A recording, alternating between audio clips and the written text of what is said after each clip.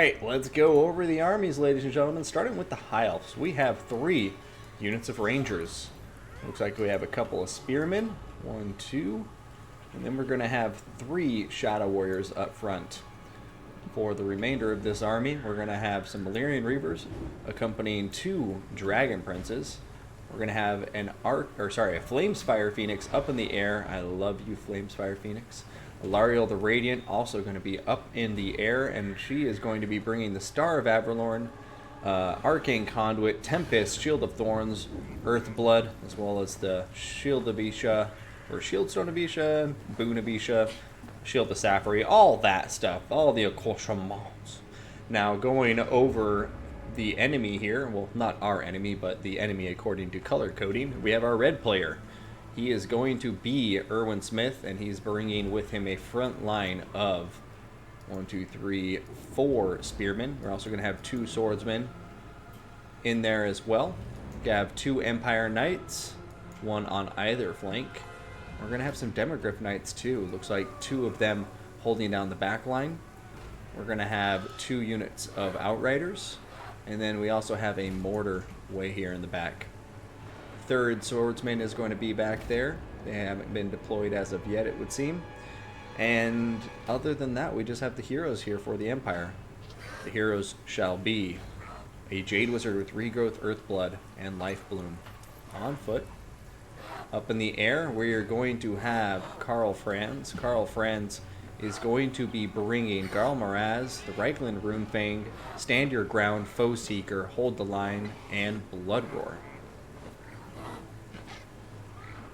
That rounds out both of our armies, and time to see who comes out on top, ladies and gentlemen. The Valyrian Reavers getting vanguarded way back there, so we'll see when they come to the fray. Now, I was talking to somebody about 3v3s the other day, and we were talking about how a lot of maps aren't big enough for them, but this map is certainly big enough for them, in my opinion, although it looks like if you come over here, there's probably some terrain elevation issues based on what the white line looks like.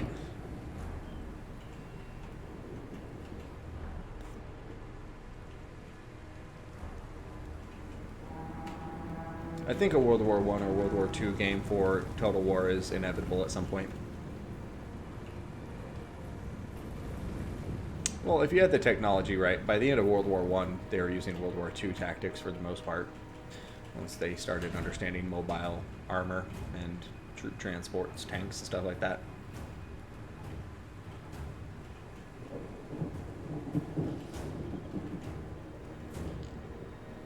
Yeah, I don't know. I've thought about World War II. It'd have to be like scattered groups of units, and then like instead of magic, you would have like air raids and stuff like that. But I'm digressing. I shouldn't talk about what I would think a World War I or II Total War game would be like. But in any case, these players just in the initial stages of the battle, kind of probing, scouting, seeing what's going on in each other's armies. Empire does have Karl Franz up in the air. The Arcane Phoenix, the Flamespire Phoenix looks like it's not on a bombing run. Gonna get a nice bomb drop on top of those swordsmen and then start running away. Karl Franz has popped Foe Seeker, but without a net, I don't think he's gonna be quick enough to catch him. You know, his speed is up at 111, but the Flamespire Phoenix has 120 speed, and yeah, right now the Outriders successfully zoning out that Flamespire Phoenix though with their armor-piercing rounds. Looks like the mortar's on fire at will, shooting at Alariel the Radiant, since these Shadow Warriors are actually hidden at the moment. And Alariel and the Flamespire Phoenix are going to be trying to bait out some shots from the Outriders. It's kind of hard to dodge bullets, but as you saw just there, they can do it to an extent. So some nice plays so far. We're going to see the mortars now opening fire on top of the Rangers. Going to be a swing and a miss on that first volley, though.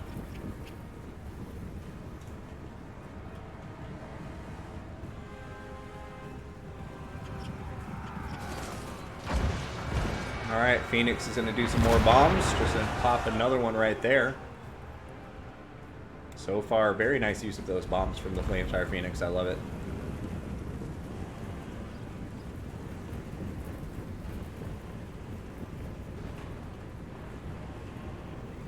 Yeah, if they had Net of a Mintalk right now, the Empire, I think this would be one of those games that they could really dominate in, but because both players are so good on micro and ChosenOne doesn't need to be worrying about getting pinned in place, I think he's going to be in a pretty strong position, especially because he has Tempest, which means if Karl Franz makes one misplay, gets separated from his Outrider supporting units, and he gets caught up in the air with the Tempest, I do think Alariel and the Flamestar Phoenix can really dish out a ton of damage to him. Over here, going to see Dragon Princes charge into the Swordsman, but then turn around immediately.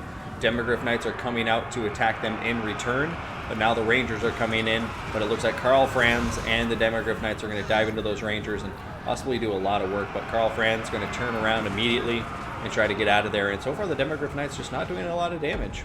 Over here, we're going to see the Shadow Warriors start to sneak forward. Rangers are going to be absolutely wrecking the Spearmen here, as we've seen before today. Over here, Outriders are going to be firing at Alariel the Radiant, who is in combat with Empire Knights, who have actually just smashed into some Rangers. Spearmen are coming over here to support too, but the Outriders continue to swing away, doing a lot of damage. Dragon Prince is doing all right so far. Shield of Thorns has been popped down on top of them to keep them as healthy as possible. Empire Knights here are terror routing from the Flamespire Phoenix, and the Outriders in the back line are just going to continue providing that overwatch fire here. But there goes a Star of Averlorn, and Alariel and her friends are doing just fine as long as they stay in that healing zone. And now look at that, one volley from the Shadow Warriors going to devastate those Outriders, and now the Illyrian Reavers are diving in to help out, but they're caught by some Empire Spearmen, and that's definitely going to hurt. They do not want to be in combat with those guys. Over here, Shadow Warriors, though, are going to begin to turn their attention to the Spearmen and just knock them out with some devastating missile power. Over here, we see the Rangers continuing to cleave through the Spearmen. It looks like they're going to be able to get through there soon and then get onto the other Spearmen and possibly the Mortar soon. But the Empire looks like they're kind of regaining the balance of power lead here. However, Karl Franz is now getting attacked by Alariel the Radiant and the Flamespire Phoenix. So what will happen? Shadow Warriors, though, getting compromised by Empire Knights. Empire Knights, in turn, getting countercharged by the Dragon Princes. Dragon Princes should be able to win that, but they are at quite a deficit in health. Over here, Flamestar Phoenix doing a lovely charge animation. And Alariel the Radiant doing what she can to escape. Yeah, same with the Flamestar Phoenix. Mortar's going to continue getting a lot of value here. I'd love to see those Illyrian Reavers come over and just hit it from behind, take it out completely. Alariel the Radiant and the Flamespire Phoenix are both diving in to Karl Franz. Dragon Princes are coming in to help support that engagement. I think it may be a bad idea. We're going to be seeing Stand Your Ground getting popped, however. And, you know, if they can get some good damage done, maybe it will be worth it. But the Demogryph Knights just seem to be making a big difference here. And there goes a Regrowth and an Earthblood on top of Karl Franz. And Karl Franz is going to be healing so much HP. And the balance of power is just really swinging against the High Elves now.